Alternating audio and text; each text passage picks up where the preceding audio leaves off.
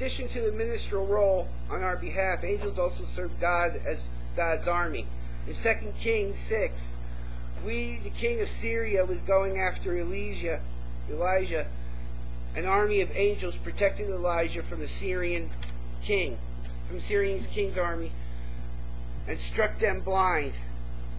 Then in 2 Kings 19, when an angel of the Lord struck down 185,000 men from the Assyrian army, angels also engaged in conflict within the spiritual place all around, unbeknownst to us. An angel that was dispatched to answer David's prayers was delayed 21 days because he was in battle with the prince of Persia. The archangel Michael was sent to help out. After delivering his message, the angel returns to fight against the prince of Persia. Considering that one angel could wipe out 185,000 Assyrian soldiers, we must infer that the prince of Persia is an angelic being, a fallen angel. The truth to take away from this is that there is an intense spiritual battle being waged all around us between angels and demons. This spiritual warfare seems to have ramifications in the material world as governments rise and fall. Daniel was given a glimpse of this in his vision.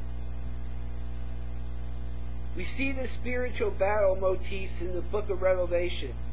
In chapter 12, 7 through 12, war breaks out in the heaven between Michael and his angels and the dragon, Satan, and his angels.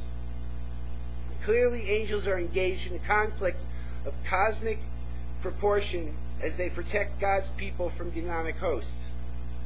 Finally, we have the biblical reference to the angel of the Lord. This phrase appears to designate a special being as opposed to our rank and file angel. In many of the Old Testament passages in which the angel of the Lord appears, he is speaking for God and then speaking as God.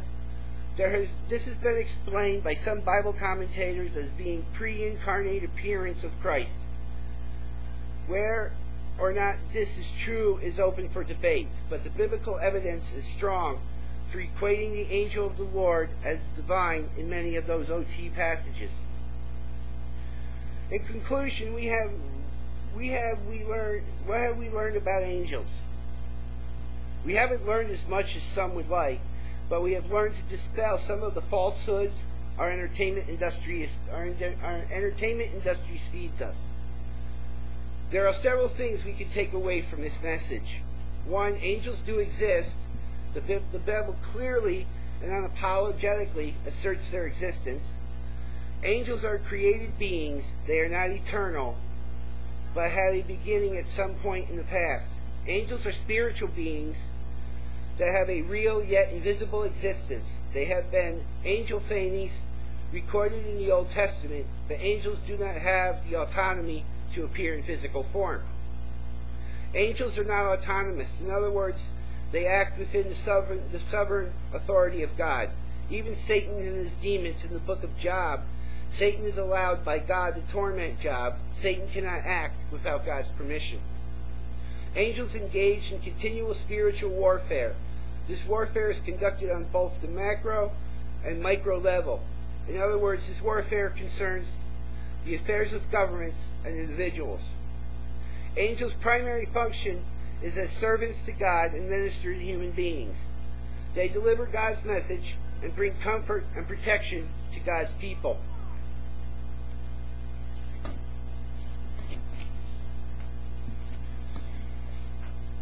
More can be said about angels, but this should suffice for now.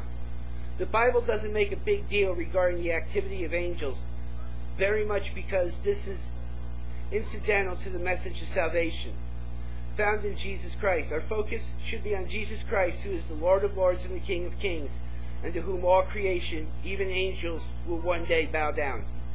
And before our benediction, we have a couple of notes. I checked the stats on the website. We are in 10 countries, including Ireland now. October 9th, 2 weeks from today, we're going to have a remembrance service for John Lennon. We're going to have the pictures up. We're going to have the music in the background, so that'll be nice. Down on the bottom of the podium here is the Bible Challenge. You can find out more about that on the website, just click on the home page. You'll see the one verse banner, and you can do more with that. We'll have more information as the supplies actually come in. We'll have a table set up, and that for those in the Albany area, you can come and write your favorite passage in the Bible and that. And again, 2 weeks from today, October 9th, John Lennon would have turned 70 years old. We're going to do a little remembrance service and have that for John. So if there's any John Lennon Beatles fans that are around, here's your chance that we're actually going to do a little something for him. And now for our benediction, Pastor Jessica, and then after service we will have our communion.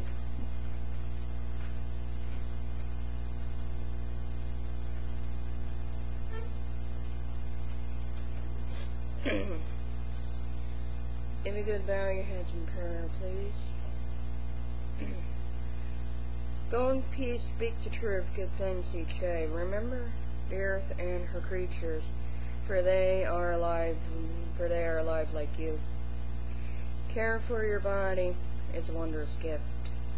Live simply, be of service. Be guided by your faith, not by your fear. Go lightly on your path, walk in a sacred manner. Amen.